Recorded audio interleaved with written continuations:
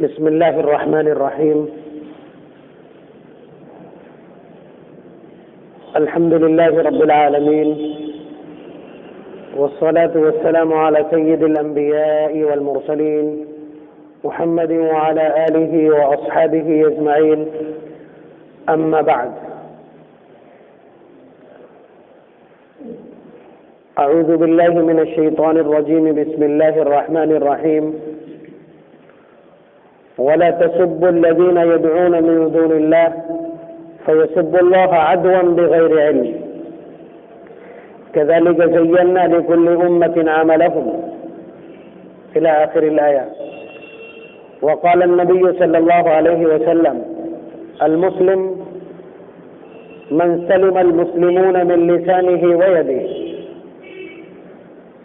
وقال عليه الصلاة والسلام: المؤمن من أمنه الناس على دمائهم وأموالهم، أو كما قال عليه الصلاة والسلام.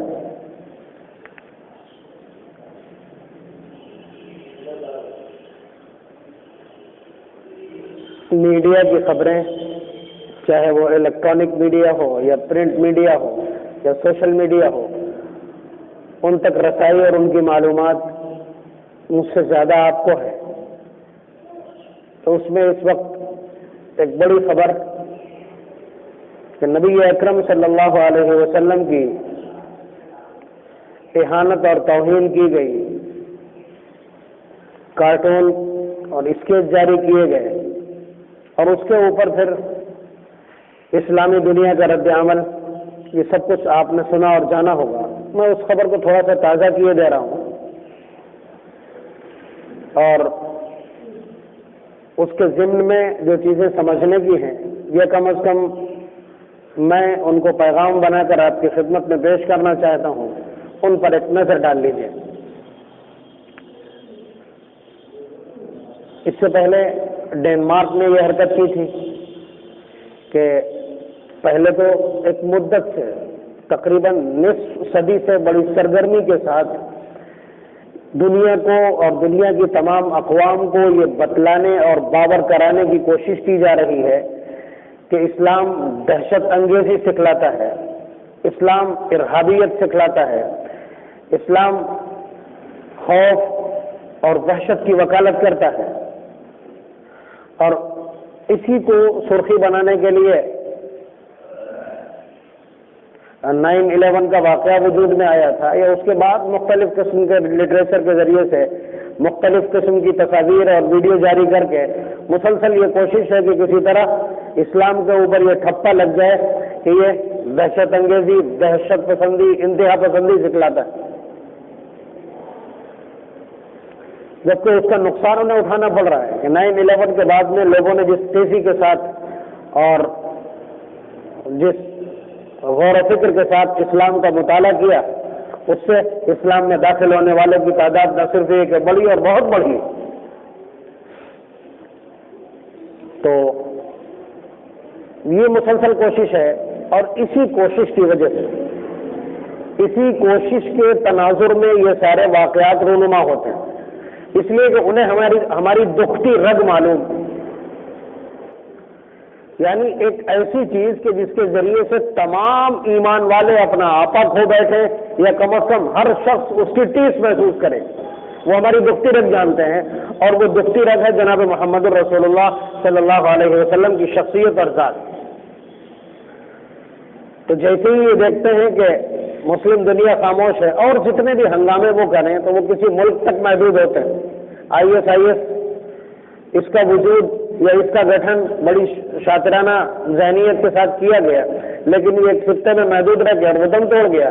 یا اس کے علاوہ بوکو حرام اور فلاں یہ سب کچھ چلاتے رہتے ہیں، لیکن یہ تھوڑے لوگوں کے اوپر لگنے والا ٹھپا ہے. وہ چاہتے یہ ہے کہ تمام مسلمان اس طرح کی کوئی حرکت کریں جس سے یہ کہا جا سکے کہ یہ دہشت انگیزی میں یقین رکھتے ہیں، انتہا پسندی میں یقین رکھتے ہیں.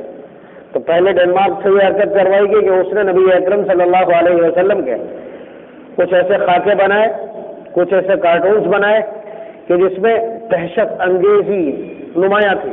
مثلا بم باندھے ہوئے تصویر نبی اکرم صلی اللہ علیہ وسلم کی. اس طرح کی حرکت اس نے کی تو اس پر جو رد عمل پوری دنیا سے سامنے آیا تھا وہ بھی ہمارے ریکارڈ میں ہے.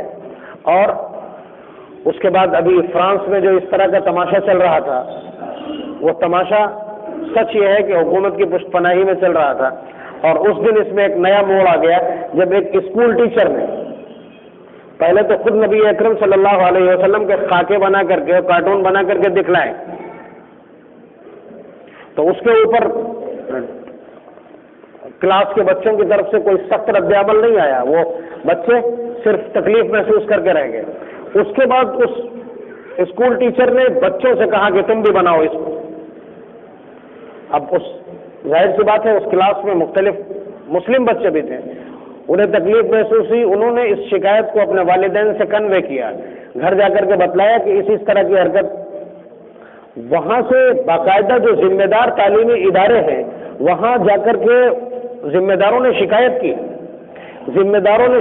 کی، ہے، اور جب وہاں سے کوئی ذمہ دارانہ رسپانس نہیں ملا، جواب نہیں ملا قابل اطمینان، بلکہ اس کو اظہار رائے کی آزادی قرار دے دیا گیا، تو پھر اس کے بعد وہ ایک لڑکا جس کا نام آپ نے سنا ہے عبداللہ، اس نے اس چیز کو برداشت نہیں کر پایا، چیسنیہ کا رہنے والا برداشت نہیں کر پایا، اور آخرکار وہ کسی ہتھیار کو چھپا کر کے اور اس کے بعد اسکول ٹیچر کی تلاش میں نکلا اور وہ مل گیا اور اس نے اس کو ذبح کر دیا۔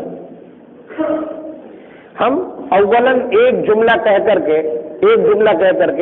کہ اسلام اس چیز کی اجازت نہیں دیتا ہے کہ کسی ملک کا رہنے والا مسلمان اس ملک کے قانون کی خلاف ورزی کرے یا قانون کو ہاتھ میں لینے کی کوشش کرے، پہلا جملہ۔ اور دوسرا جملہ یہ کہ پھر اگر کوئی شخص اظہار رائے کی آزادی اس کو کہتا ہے کہ وہ کسی کی مذہبی مقدس شخصیات کے اوپر منچاہی تنقید کر دے، تو ہم کم از کم ہم نبی اکرم صلی اللہ علیہ وسلم کی ذات پر اس طرح کی تنقید برداشت نہیں کر سکتے۔ اس عبداللہ سے لے کر کے ہندوستان کے اس عبداللہ تک کوئی ایسا نہیں ہے جو اس کو برداشت کر پائے۔ قانون ہاتھ میں لینے کی ہم اجازت نہیں دیتے، لیکن نبی اکرم صلی اللہ علیہ وسلم کی ذات اور ان سے ہماری وابستگی اس درجے کی ہے کہ ہم توہین برداشت نہیں کر سکتے۔ کیا اظہار رائے کی آزادی، اس کا فلسفہ، اس کا ڈیفینیشن یہی ہے کہ لوگوں کے جذبات مجروح کیے جائیں اور ان کی مقدس شخصیات پر انگلی اٹھائی جائے؟ غلطی اور بڑی غلطی۔ اس کے اوپر وہاں کے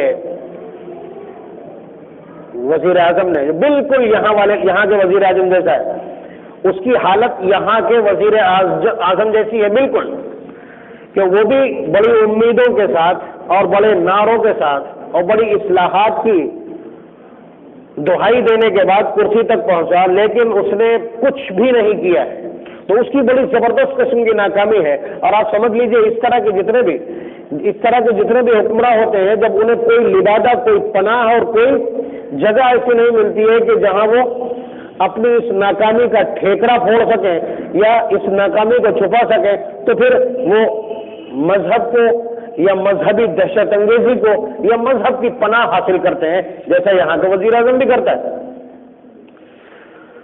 تو یہی صورتحال وہاں بھی ہے۔ اس نے کہہ دیا کہ ہم کارٹونسٹ کے پالے میں کھڑے ہیں، یعنی ہم اس کی حمایت کرتے ہیں اور ہم اظہار رائے کی آزادی کے اوپر کسی طرح کی قدغن اور پابندی کو پسند نہیں کرتے۔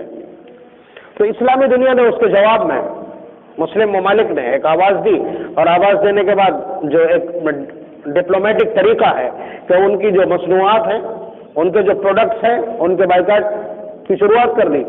فرانس کو سارا کا سارا جو تجارتی مواد ہے یا جو اس کا پروڈکٹ ہے، وہ سارا کا سارا عالم عرب میں بکتا ہے۔ انہوں نے جب کیا تو بہرحال ہوش ٹھکانے آئے اور اس کے بعد تیور اس کے نرم پڑے ہیں، لیکن یہ بات بطور خبر میں نے آپ تک پہنچا دی ہے۔ اب دیکھیے ذرا آئینہ کہ ہمارے اوپر جس چیز کا الزام ہے اسی کا جواب اس حادثے میں موجود ہے۔ یعنی ایک ٹائٹل بنایا گیا، ایک شہ سرخی لکھی گئی کہ اسلام دہشت پسندی سکھلاتا ہے، اور اس کے تناظر میں یہ کیا جاتا ہے کہ نبی اکرم صلی اللہ علیہ وسلم کی ذات والا صفات کے ساتھ چھیڑخانی کی جاتی ہے تاکہ سارا مسلمان چراغتا ہو جائے اور وہ ایسی حرکتیں کرنے لگے کہ جس کی وجہ سے یہ الزام ثابت ہو سکے یہ الزام ثابت ہو سکے، اس لیے کہ یہ ذات ایسی ذات ہے کہ جس کی اہانت ایمان والا برداشت نہیں کرتا. آپ سمجھ رہے؟ تو اس لیے اس طرح کی حرکت کی جاتی، ہم کو چراغپا کرنے کے لیے اور ہمیں سڑکوں پر اترنے کے لیے اور ہمیں گریباں چاک کرنے کے لیے مجبور کیا جاتا ہے. لیکن آپ بتلائیے کہ انہوں نے اتنی بدتمیزی کی، ہمارے ایک نوجوان نے اس بدتمیزی کو برداشت نہیں کیا اور اس کے بعد اس کو قتل کر دیا، اس معنی کر کے قانون کو ہاتھ میں لینے یا سزا خود دینے کی کوشش ہے، یہ غلط ہے. لیکن اس نے جتنی بڑی غلطی کی ہے اتنی بڑی یہ نہیں ہے. پھر بھی دھیان دیجیے گا بہت غور سے کہ انہوں نے ہمارے پیغمبر اور سب سے عظیم المرتبت شخصیت کی اہانت اور توہین، بے ادبی اور گستاخی کی. آپ مجھے بتلائیے اس کا جواب کیا تھا؟ معاذ اللہ ثم معاذ اللہ خاتم بدہن. اس کا جواب یہ تھا کہ ہم بھی حضرت عیسیٰ علیہ السلام کی ذات اور ان کی خدمت میں کوئی گستاخی اور بے ادبی کر دیتے معاذ اللہ. لیکن آپ نے سنا کبھی اس طرح؟ آج پہلی بار میری زبان سے یہ لفظ سن رہے ہوں گے، اس لیے کہ میں سمجھانا چاہ رہا ہوں. اگر ہم دہشت انگیزی جانتے ہوتے اور اگر ہمیں دوسروں کو تکلیف پہنچانے میں مزہ آتا، یا ہم اس بات میں یقین رکھتے کہ ہم ان کو اسی طرح کی تکلیف پہنچائیں، ان کو اسی طرح کا جواب دیں اور ان کی بدتمیزی کا جواب بدتمیزی سے دیں، یا ان کی گستاخی اور بے ادبی کا جواب گستاخی اور بے ادبی سے دیں، تو ہم بھی حضرت عیسیٰ علیہ السلام کی شان میں گستاخی کرتے. لیکن یہ کرنا تو دور کی بات ہے، ایک نادان اور جاہل شخص بھی. اس لیے کہ ہم جانتے مذہب کیا ہے، وہ مذہب سے بیزار لوگ ہیں. یہ فرق ہے، یہ بہت باریک فرق ہے کہ انہوں نے مذہب سے دامن جھاڑ لیا.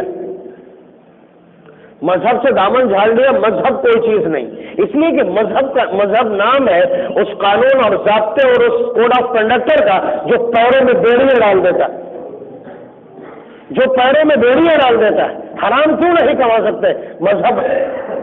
مذہب اس کو ناجائز اور حرام قرار دیتا اور منع کیا. آپ زنا اور بدکاری کیوں نہیں کر سکتے؟ اس لیے کہ مذہب نے اس کو ناقابل معافی جرم قرار دیا. آپ دوسرے جرائم کیوں نہیں کر سکتے؟ آپ ترنت مذہب کا حوالہ دے کر کے اور اس کے دباؤ کی وجہ سے اور اس کی بیڑیوں کی وجہ سے اپنے قدم کو روک لیتے. انہوں نے اسی کو دیکھ کر کے مذہب سے بیزاری اختیار کی. ایک تعلیم نہیں گنا سکتے وہ حضرت عیسیٰ علیہ السلام کی، اور جسے وہ بائبل کہتے ہیں وہ حضرت عیسیٰ علیہ السلام کی لکھی ہوئی کتاب نہیں ہے. یہ پوری صورتحال ہے. مذہب سے بیزاری. یہاں سنتے پڑھنے جا رہے ہیں، پیچھے پڑھی جاتے ہیں.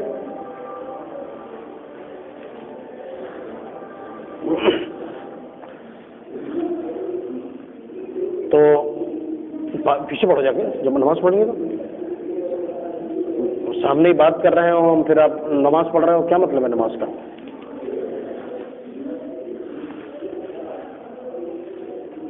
تو یہ فرق ہے کہ انہوں نے مذہب کو بالائے طاق رکھ دیا. حالانکہ حضرت عیسیٰ علیہ السلام جتنی خوشخبری اور جتنی خبریں انجیل کے اندر نبی اکرم صلی اللہ علیہ وسلم کی آمد سے متعلق ہیں کسی اور کتاب میں نہیں. حالانکہ پچھلے تمام صحائف میں اور زبور اور تورات میں سب میں موجود ہیں. لیکن جس طرح سے بائبل کے اندر، انجیل کے اندر حضرت محمد صلی اللہ علیہ وسلم کا تذکرہ موجود کسی اور کتاب میں نہیں، بلکہ نامزد قرآن نے کہا ہے وَإِذْ قَالَ عِيسَى ابْنُ مَرْيَمَ يَا بَنِي إِسْرَائِيلَ إِنِّي رَسُولُ اللَّهِ إِلَيْكُمْ مُصَدِّقًا لِمَا بَيْنَ يَدَيَّ مِنَ التَّوْرَاةِ وَمُبَشِّرًا بِرَسُولٍ يَأْتِي مِن بَعْدِي اسْمُهُ أَحْمَدُ. حضرت عیسیٰ علیہ السلام کا ایک اسٹیٹمنٹ نقل کیا قرآن نے پارہ نمبر 28 سورہ صف میں کہ حضرت عیسیٰ علیہ السلام نے کہا کہ میں اس تورات کی بھی تصدیق کرتا ہوں جو اس سے پہلے آئی تھی، اور میں خوشخبری دینے آیا ہوں اس پیغمبر کی جو میرے بعد آئے گا اور اس کا نام احمد ہے. یہ حضرت عیسیٰ علیہ السلام کے الفاظ ہیں انجیل میں جسے قرآن کریم نے کوٹ کیا.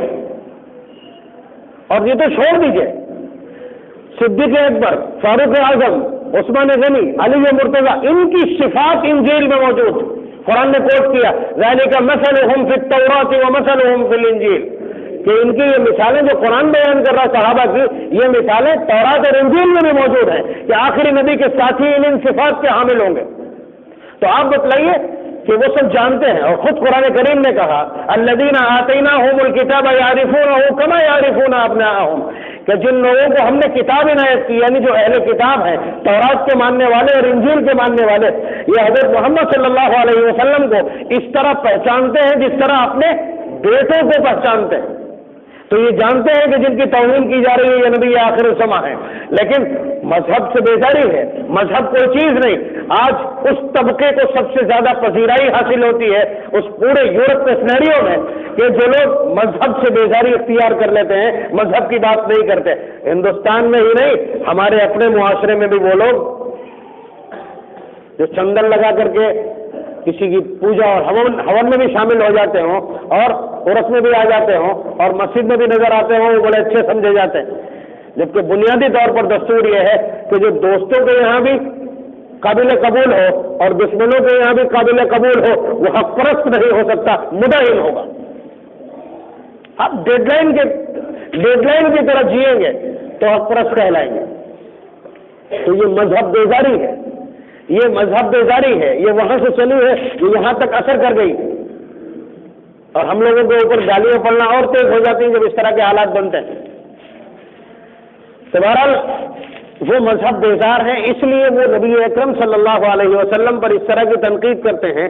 ہمارے لیے بس فرق اتنا ہے کہ ہم حضرت محمد صلی اللہ علیہ وسلم کی شریعت کو، آپ کے لائے ہوئے قانون اور ضابطوں کو فالو کرتے ہیں، ورنہ ہمارے یہاں نبی اکرم صلی اللہ علیہ وسلم کی رسالت اور حضرت عیسیٰ علیہ السلام کی رسالت میں کوئی فرق نہیں، اور یہ میسج قرآن کریم نے پٹ اپ کرایا ہے۔ آمن الرسول بما انزل الیہ من ربک والمؤمنون کل آمن باللہ وملائکتہ وکتبہ ورسلہ، کہ ہم پچھلی تمام کتابوں پر ایمان لاتے ہیں، یہ ایمان کا تذکرہ ہے ان آیات میں، اور پچھلی ساری رسولوں پر، سارے رسولوں پر ہم ایمان لاتے ہیں۔ لا نفرق بین احد من رسلہ، ہم ان رسولوں میں کسی کے بیچ کوئی فرق نہیں کرتے۔ یہ قرآن کریم کے الفاظ ہیں اور عظیم المرتبت آیت ہے، یہ خواتین بقر کی سورہ بقرہ کی آخر کی سیکنڈ لاسٹ آیت ہے کہ ہم رسولوں کے بیچ فرق نہیں کرتے۔ جس طرح حضور اللہ سے فرستادے ہیں، اسی طرح حضرت عیسیٰ علیہ الصلوۃ والسلام۔ چلیے میں نے مانا کہ حضرت عیسیٰ علیہ الصلوۃ والسلام کے خلاف زبان نہ کھولی ہوتی، لیکن ان کی جو صلیب ہے، کراس صلیب ہے جسے وہ مقدس سمجھتے ہیں، اور کراس کا نشان سمجھ رہے ہیں جسے یہ گلے میں ڈالے رہتے ہیں، وہ ان کے نزدیک مقدس ہے، ہمارے نزدیک تو لکڑی کے علاوہ ایک فرسودہ قسم کا منصوبہ ہے۔ ان کا سوچنا یہ ہے کہ جو شخص صلیب پر لٹک جاتا ہے، جو مصلوب ہو جاتا ہے، یہودیوں کے یہاں یہ تصور ہے کہ وہ منحوس موت ہے، لعنتی موت ہے، اسی لیے انہوں نے اپنے خیال میں حضرت عیسیٰ علیہ السلام کو صلیب پر لٹکایا۔ عیسائیوں کے یہاں تصور یہ ہے کہ جو شخص صلیب کے اوپر لٹک جائے وہ بڑا مقدس ہے، اس کے سارے گناہ ختم۔ یہاں تک کہ عیسائیوں نے تو یہ کفارے کا تصور قائم کر لیا، عقیدہ قائم کر لیا کہ حضرت عیسیٰ علیہ السلام چونکہ صلیب کے اوپر لٹکائے گئے اس لیے ہم سب کے گناہوں کی بھی وہ تلافی بن گئے۔ تو کم از کم کسی نے انہیں تکلیف پہنچانے کے لیے صلیب جو ایک فرضی چیز ہے، وہ کہتے ہیں کہ اس پر انہیں قتل کیا گیا۔ قرآن نے کہہ دیا وما قتلوہ وما صلبوہ، کہ انہیں نہ تو قتل کیا گیا نہ صلیب پر لٹکایا گیا۔ قرآن کا ڈائریکٹ اعلان، پارہ نمبر 6 سورہ نساء میں۔ تو قرآن نے کہہ دیا تو ہمارے لیے یہ تو ایک لکڑی بن گئی، اس کی توہین کی جا سکتی تھی، اس کو سڑکوں پر لا کر کے جلایا جا سکتا تھا، لیکن کیا آپ نے دیکھا کسی نے کوئی نام لیا؟ کوئی نام نہیں لیا، صرف اپنی تکلیف کا اظہار کیا، وہ بھی بہت قابو کی کیفیت میں، اور بہت اپنے حقوق کا لحاظ کرتے ہو جو ہمارا رائٹ بنتا ہے اس حوالے سے اس کے اوپر۔ لیکن آپ دیکھیے کہ ہمیں تکلیف پہنچانے میں یہاں سے وہاں تک اور فرانس سے لے کر کے دہلی تک سب متحد، یہاں کے وزیر اعظم نے ذرا سی دیر نہیں لگائی بیان دینے میں کہ ہم اس معاملے میں فرانس کے ساتھ ہیں۔ آپ دیکھ رہے ہیں، حالانکہ ہماری تنظیموں اور جماعتوں کی طرف سے سخت رد عمل دیا گیا کہ کیا یہاں اتنے مسلمان جو رہتے ہیں ہندوستان کے اندر، کیا ان کے جذبات کا ذرا بھی خیال نہیں یہاں کے وزیر اعظم کو؟ لیکن آپ جانتے ہیں اس کی صورتحال کیا ہے، اس بیچارے کی عقل کی صورتحال کیا ہے۔ تو بہرحال کہنے کا حاصل یہ ہے کہ ہمیں معلوم ہے قرآن کریم نے ہمیں قابو سکھلایا۔ میں نے آیت پڑھی ہے پارہ نمبر 7 کے بالکل آخر کی، اس میں قرآن کریم نے ہم کو ایک ادب سکھلایا ہے، وَلَا تَسُبُّوا الَّذِينَ يَدْعُونَ مِن دُونِ اللَّهِ، کہ جو لوگ اللہ کے علاوہ دوسروں کی پرستش کرتے ہیں، غیر اللہ کی پرستش کرتے ہیں، محترم شخصیات کی پرستش کرتے ہیں، چاہے وہ ہندو اپنے دیوی دیوتاؤں کی پرستش یا حضرت عیسیٰ علیہ السلام کے ماننے والے حضرت عیسیٰ علیہ السلام اور صلیب کی اور حضرت مریم کی پرستش کرتے ہو تو قرآن کریم نے منع کیا کہ ان کی جو محترم شخصیات ہیں آپ ان کو برا بھلا مت کہیے، ان کے اوپر کسی طرح کا کرٹیسزم نہ کیجیے، کوئی کمنٹ پاس مت کیجیے، وَلَا تَسُبُّوا الَّذِينَ يَدْعُونَ مِن دُونِ اللَّهِ، کہ آپ ان لوگوں کو برا بھلا مت کہیے جو اللہ کے سوا دوسروں کی پرستش کرتے ہیں، کیوں؟ فَيَسُبُّوا اللَّهَ عَدْوًا بِغَيْرِ عِلْمٍ، آپ ان کے معبود کو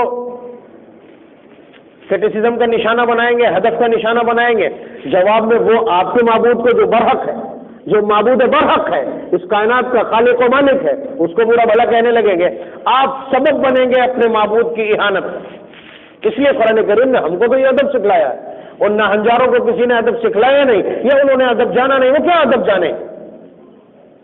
جب وہ بہن بیٹیوں کی آبرو سامنے لٹتے دیکھتے ہو اور بھیج دیتے ہو اپنی منشا سے، وہ کیا جانے آبرو کیا ہوتی، جذبات کیا ہوتے ہیں، احترام کیا ہوتا ہے، مذہب کیا ہے؟ تو یہ کل صورت حال ہے کہ ایک نوجوان نے غصے میں ذبح تو کر دیا، لیکن اس نوجوان نے حضرت عیسیٰ علیہ السلام کے خلاف انہیں تکلیف پہنچانے کے لیے زبان نہیں کھولی اور نہ صلیب لا کر کے سڑک پہ توڑی ہے، نہ آگ لگائی۔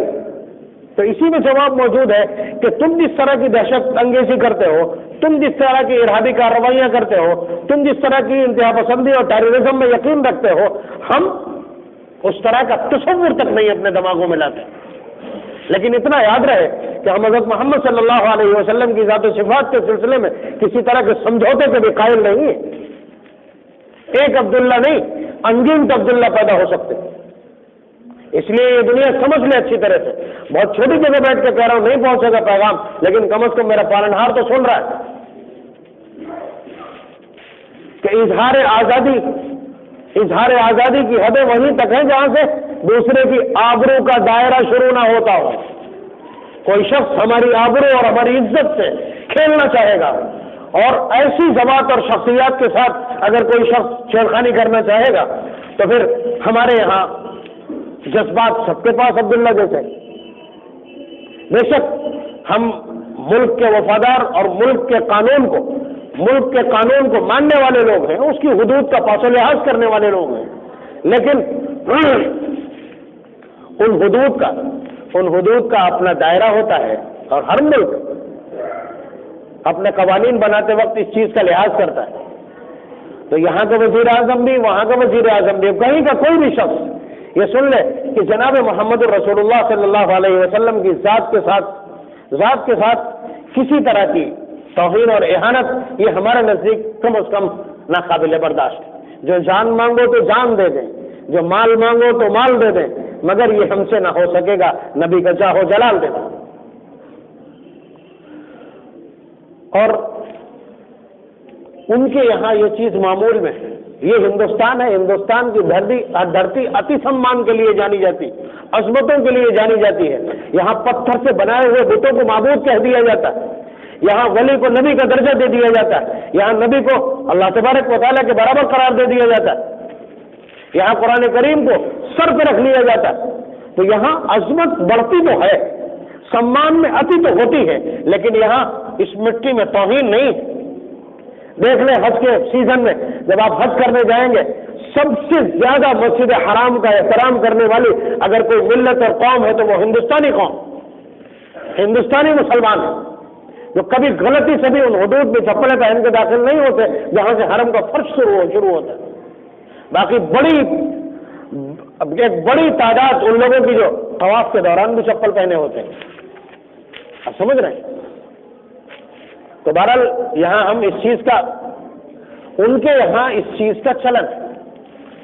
ایک تو عیسائی ہے، فنڈامنٹلسٹ عیسائی جنہیں رومن کیتھولک کہتے ہیں، یہ کیتھولک ہوتے ہیں، آرتھوڈاکس، یہ کیتھولک ہوتے ہیں، یہ حضرت عیسیٰ علیہ السلام کے ٹوٹ کے محبت کرتے ہیں، تورات اور انجیل میں بھی کچھ نہ کچھ یقین رکھتے ہیں۔ ایک اور طبقہ ہے، ایک تو یہودی ہے، یہ ساحل کا یہ کنارہ اور یہ ساحل کا یہ کنارہ، اور ان کے بیچ میں ایک طبقہ ہے جنہیں प्रोटेस्टेंट कैसे, जो प्रोटेस्टेंट ईसाई हैं ये कहीं ना कहीं एक तरफ से यहूदियत के साथ मिले और ये आए दिन इस तरह के प्रोपेगेंडे करते। इनका बहुत पुराना एक ग्रुप था और नाम क्या रखते हैं आप अंदाजा कीजिए कि एंटी क्राइस्ट डेविल्स चिल्ड्रन। ये सबसे पुराना ग्रुप है इनका जो बना था प्रोटेस्टेंट इन लोगों का जो यहूदियत से भी ताल्लुक रखते हैं, यानी शैतान की ईसाई मुखालिफ औलाद। और इन्होंने नबी अलैहिस्सलाम के खिलाफ एक पूरी एल्बम शाये कर दी गानों की। उसके अलावा किस नाम से ग्रुप बना, उसके बाद आजकल जो ग्रुप है एल्यूमिनिटी, आप समझ रहे हैं, ये इसका जानते हैं आप, शैतान के पुजारी, इसका तर्जुमा शैतान के पुजारी, डेविल्स के परस्तार, ये ग्रुप है। यहाँ हिंदुस्तान के बॉलीवुड के बहुत सारे लोग उसका मेंबर हैं, उनका भी काम इसी तरह का है।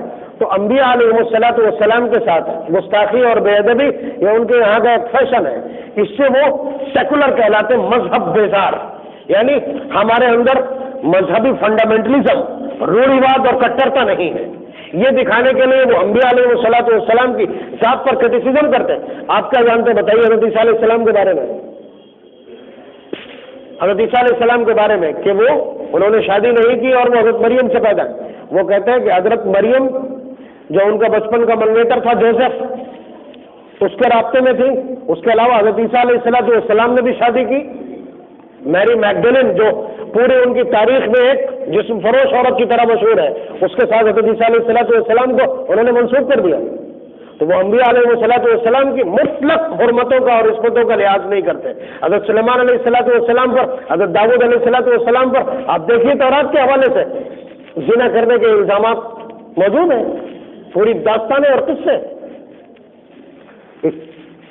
इसलिए हम ये अपना एहतजाज दर्ज कराते हैं, लेकिन आप देखिए कि उसी एहतजाज में और उसी सब्र में हमारी तहजीब और तमद्दुन छुपा हुआ है कि तुमने नबी आखिर ज़मां जो सबके लिए काबिल एहतराम है, तुम्हारे यहाँ भी काबिल एहतराम है तुम्हारी किताबों के हवाले से, उन पर क्रिटिसिज्म किया है। उसके बावजूद हमने तुम्हारे नबी पर जिन्हें तुम अपने नबी और महबूब कहते हैं, हमने एक लफ्ज़ नहीं कहा, न कहेंगे। यही वो चाहते हैं, किसी तरह इस तरह का उबाल आ जाए तो एकदम मैदान तैयार हो जाएगा, और ये मुमकिन नहीं है। इंशाअल्लाह अल्लाह तबारक व तआला हम सबको साबित कदम रखे, इस्लाम के उसूलों और ज़ाब्तों के साथ जिंदा रखे और अपने तमाम तर जज्बात को कायदे के साथ उजागर करने वाला, उसकी तर्जुमानी करने वाला बनाए। व आखिर दावाना अल्हम्दुलिल्लाह।